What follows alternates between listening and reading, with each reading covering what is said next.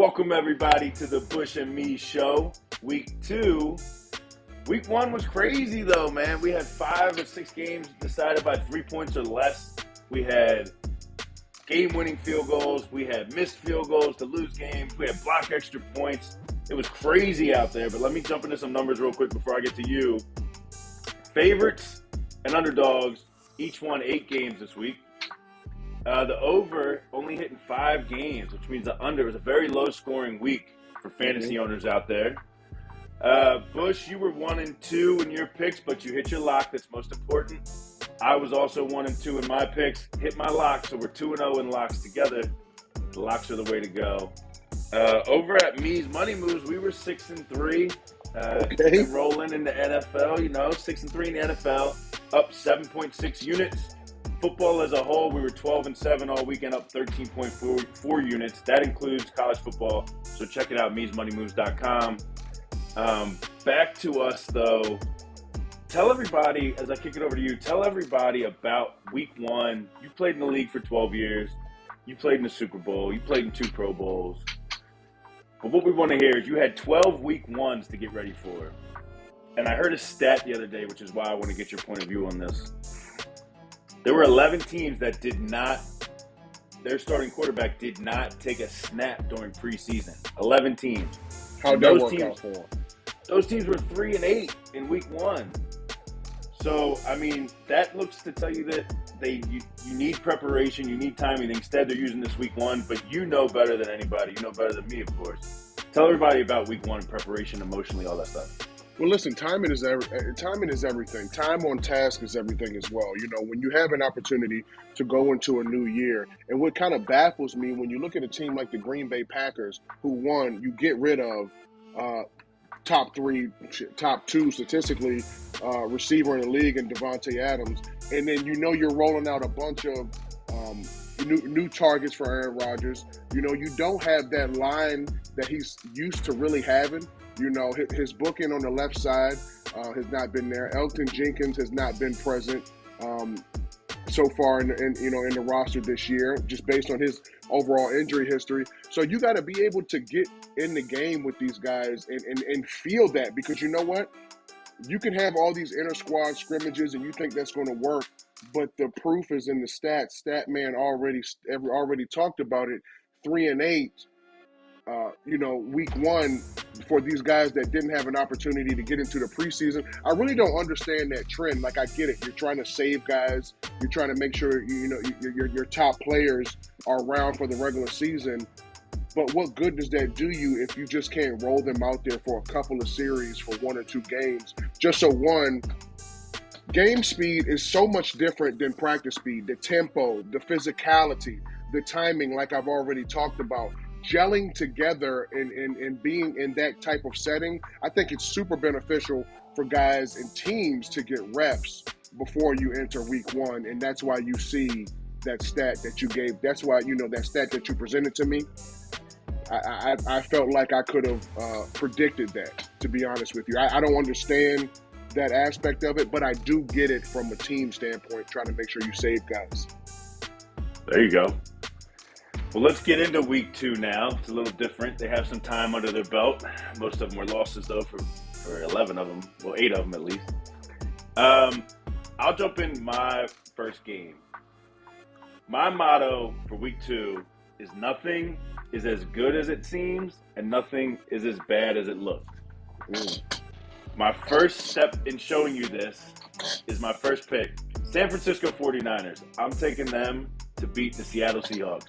They're laying 9.5, which is a high spread, right? But when you dig into this game, it's actually a value play here because the line should be closer to 14. Seattle, coming off a big win on Monday night, looked great. That's what everybody's going to remember in their head. And the 49ers look terrible, right? They lost to the Bears. They were up 10-0. All this next thing you know is 19-10. Well, the elements didn't do 49ers any justice, but yeah, keep going. And you would know that too, playing in Chicago. Now you threw me off. But the 49ers are the better team in this game, and they're a lot better than 9.5 points. They out yardaged the Bears almost 2-1. Mm-hmm. It was a couple turnovers. Like you said, the weather got to them. But I think there's great value in this play. I'm going with the 49ers. Nothing is as good as it seems. That's going to be Seattle. And nothing is as bad as it looked. That's the 49ers. One key stat to throw to support my pick. Seattle is 4-12 in their last 16 games against the spread following a straight-up win. So they might celebrate a little too high on this one as well. And I think 49ers are going to come and blow them out. Double-digit win, San Fran. Wow. Okay. I'm not mad at that, man. Really, though, shout out to Geno Smith, though. You know, he gets his opportunity in 8 years to start in week 1. He goes out. He finds a way to do it on Russell Wilson's homecoming. I really thought, like, what a story, what a moment for him. You know, the guy, the man, Russ is gone out of Seattle, and he spoils his homecoming. What an exciting game. Not just Monday Night Football, but week 1 in general. It just really feels good. We had that, by the way, on Me's Money Moves, and we gave it to you guys in our stories. So Seattle +7. What do you got for week? What do you got for week 2? Pick one. Man, I'm going up to the land of crab cakes. Listen, Dolphins at Ravens. I'm on the Dolphins train a little bit right now. I'm just a little excited. Right now. I think this is a great opportunity, one, for the Dolphins to continue that momentum. You know, they have a lot of hype. They have a lot of missing pieces that they went out and they addressed. And damn it, they weren't feeding some of those missing pieces when you're talking about Tyreek Hill. That guy was all over the place. I believe Tua did a great job of finding him, not just through the air, but then they were giving the ball off. You have reverses and things like that. I think they did a decent job of protecting this guy, but I think they're going to have to be a little bit better this week, with Teron Armstead really anchoring that offensive line. This is going to be a totally different test. Now, I understand that for them playing against the New England Patriots, really a heated rivalry. But I think this is a great opportunity for the Miami Dolphins to go up to Baltimore and really put their team to the test. I think that if they want to go into Baltimore, listen, I have the Miami Dolphins over the Baltimore Ravens this week. That's my pick. I know the spread, I believe it's 2.5 in favor of the Ravens. I know you don't like that, but that's how I feel.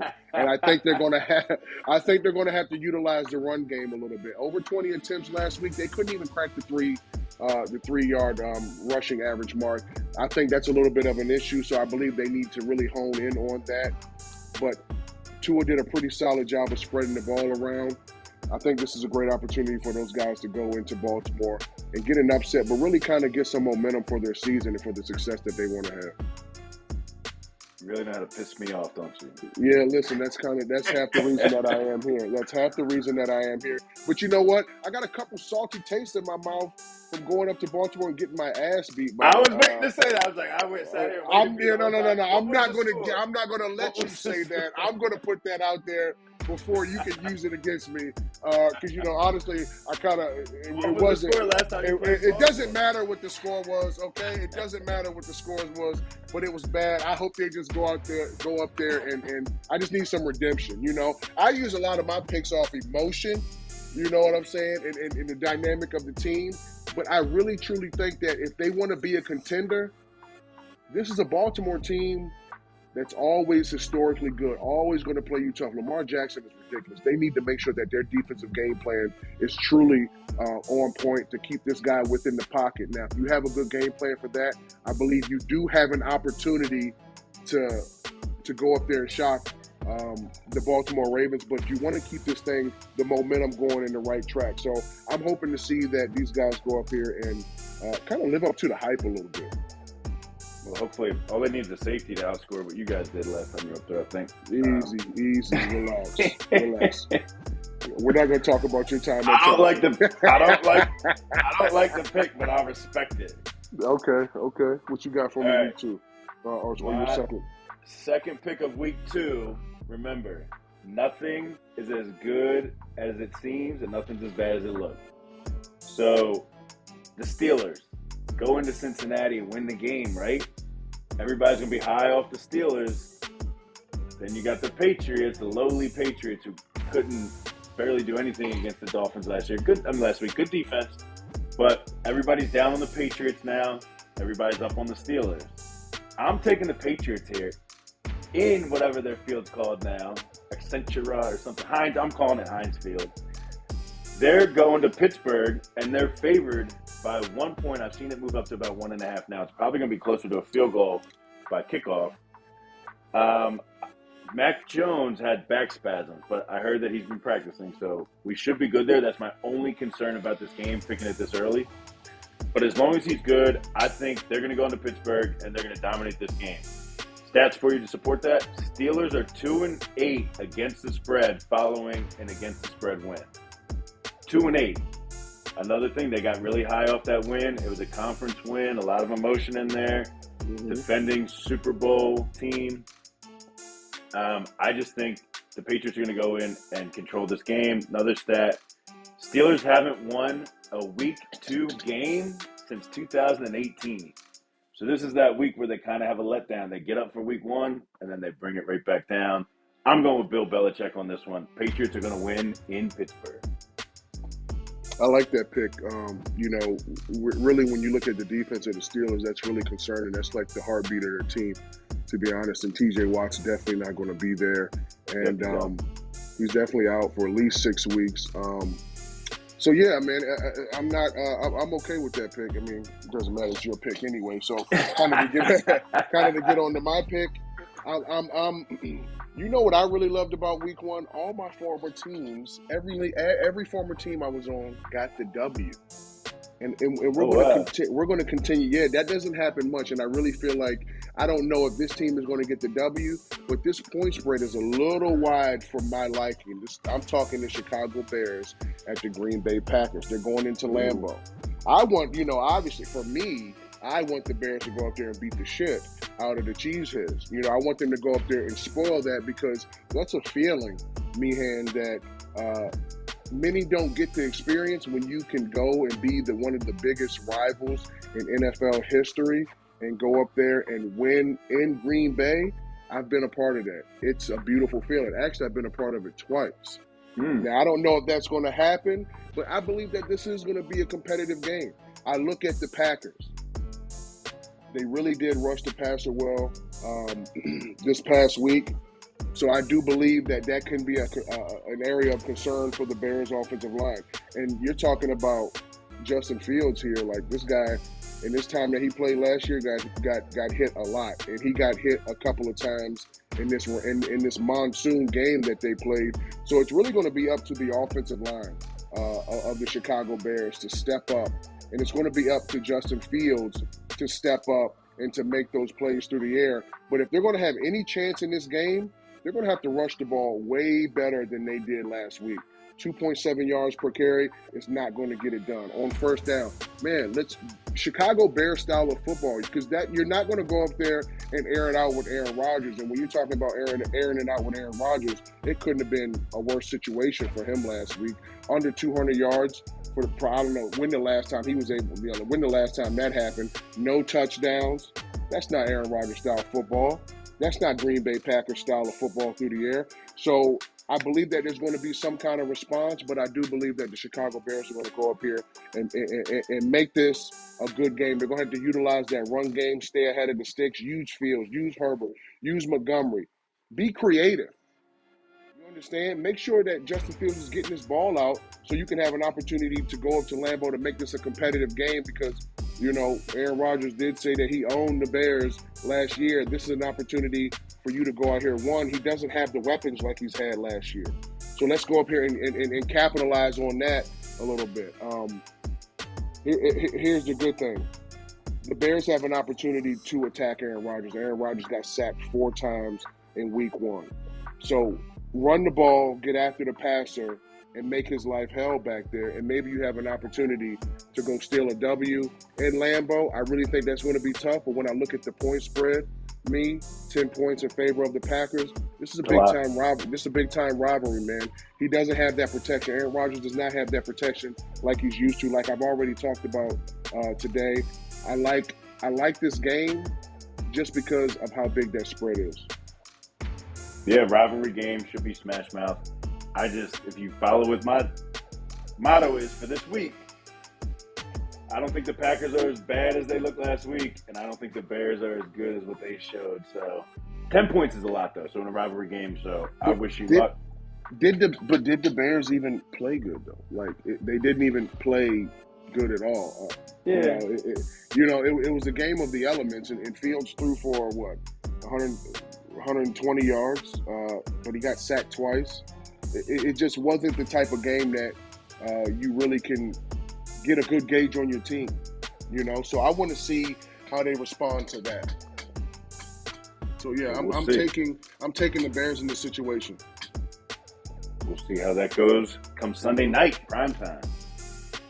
Ooh, Sunday night. Yeah. Ooh. Might be getting off a flight, won't you? Yeah, probably. Locks of the week. This is where we made our money last week. Got to keep the locks going well. Hope you picked your best play. Mine, it follows what I'm going with this whole week. Nothing's as good as it seems, and nothing's as bad as it looks. Washington won the game, right? Put up a lot of points, but I just don't trust the team. I don't think they're as good as they looked last week. Carson Wentz. You know how much money I lost on Carson Wentz last year with Indianapolis, with his interceptions and his left-handed interceptions, and I could have. If you would have came to me, I could have told you don't put no money on Carson. Frustrated. Well, don't worry, because this week I'm not. I'm putting it against them. I'm on the Lions. Now, this was your pick last week. This was your lock last week. You covered the spread. You came back and covered the spread. I think Philadelphia is a great team. With that going down, I think they're almost a lock to win that division now. This Washington team isn't even close to that. So the Lions are coming off playing a really good team to playing a bad team, and the spread's only 1.5. You're telling me all they have to do at home is win the game pretty much against a bad team coming off a win. They're going to feel inflated. Carson's going to feel good about himself, and next thing you know, he's going to be on his back throwing interceptions, or he's going to make the offensive lineman the second leading tackler in the game. So that's what he did to me last year. I love your boy Campbell here. I think he's going to get his first win of the season. He did a great job getting the fans in the stands last week. I think they first sellout since 2019. Now they're giving the first 15,000 fans in the stadium free bobbleheads of Campbell. They're doing it. They're doing all the right things outside the lines. Now inside the lines, it's all going to come to fruition this week. I got the Lions. I love it. Listen. I like that pick, and you're right. Like, they can do all the gimmicky things that they need to do to get behinds in that seat, but it's really about the product, like you said, that's in between the white lines. And it's like I said, I don't think the Lions aren't going to make the playoffs, but the Lions can at least just continue to build for the future, and that's what they're going to do. And their play and their culture is going to have to reflect that. So I like that pick. What was that quote you said? Nothing is good as nothing. Give me that again. Give me that again. Nothing's as good as it seems, and nothing's as bad as it looks. Okay, exactly, and that's why I feel the Bucs are going to take their ass to the Superdome, and they're going to get it handed to them again during the regular season. Regular season. Come on, man. I'm ready. I'm woke now, boy. Listen. Now you can hear Jimmy. Yeah. Regular season success versus Brady the last couple years, we always talk about it, especially down in that Louisiana Gulf Coast area. They're 4-0 versus the Bucs. It's always a great matchup. I don't think the Bucs. Well, listen, look at these guys on defense. I think they're the real deal, and I think that the Saints. They got some stepping up to do. They did a lot of things last week that was very uncharacteristic of the product that they put on the field. When you're talking about defense, 200 yards to the Atlanta Falcons, I always feel like they go into that game and they do things at times that just isn't Saints football. Marcus Mariota, 70 yards on the ground, right? Then you have Cordell Patterson that has 121. So that, not just with them two, but other rushers as well, they had over 200 yards against the defense. That's not Saints style defense. And then you go and look at, did they at least go and hit Marcus Mariota? They didn't. They touched him once. 33 pass attempts, not a single sack, one quarterback hit. That's not going to get it done. They really got to step it up in the run game this week because, listen, Leonard Fournette, 5 yards a carry last week. 5 yards a carry. 21, if my math is right, stat man, 21 carries for 127 yards. That's 5 yards a carry, pretty much, right? So they're going to have to answer the bell on that. 6 yards. Whatever. Five plus, it doesn't matter. It doesn't matter. Yeah, you're right. Whatever. That's why you're here. That's why you're the stat man, okay? But I do believe losing Chris Godwin would be a huge blow to the Tampa Bay Buccaneers. But then they got this guy, Julio Jones, and that's ridiculous, right? So I think Julio will have an opportunity against Bradley Roby to really show his value, to prove his worth, and really get in tight with Tom Brady a little bit, because usually historically that matchup between Marshawn Lattimore and Mike Evans is always a fist fight. It's always a battle. And I think it's a good opportunity for Julio to maybe have some success, but they are playing in the Superdome, and the Saints are coming off of an exciting win. The Bucs are 2.5-point favorites in this game. This is going to be a dogfight. The Who Dat Nation is going to be out there ready to go. I might have to pull up Sunday.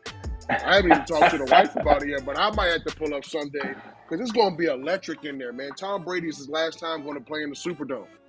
I don't think he's playing next year. But I think that, I really truly think that the way that they're going to win this game, they got to do much better in the run game, which I really feel that they're going to do. I don't see them giving up another big run performance from another team, especially back-to-back.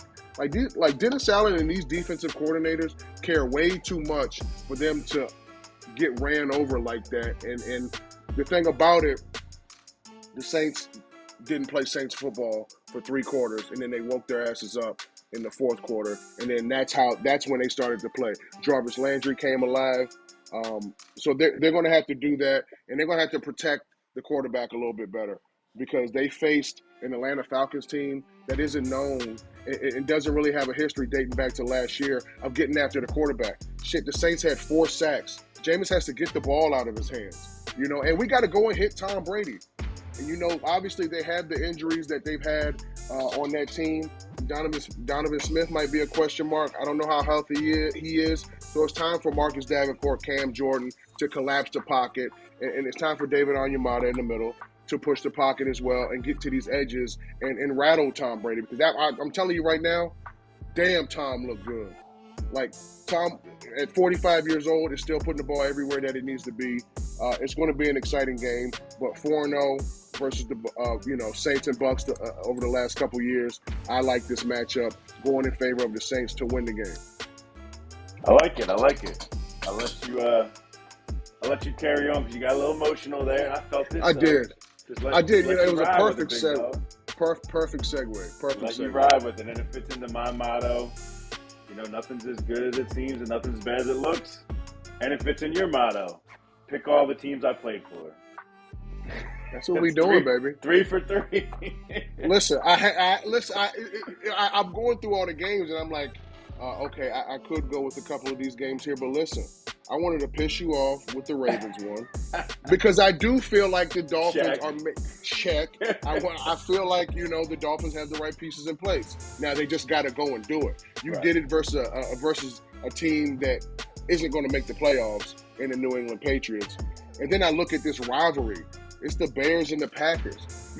I still have blue and orange in my blood, man. So I'm not going to sit up here and go with the Packers. I got to let it be known that we don't like those guys up here. You understand?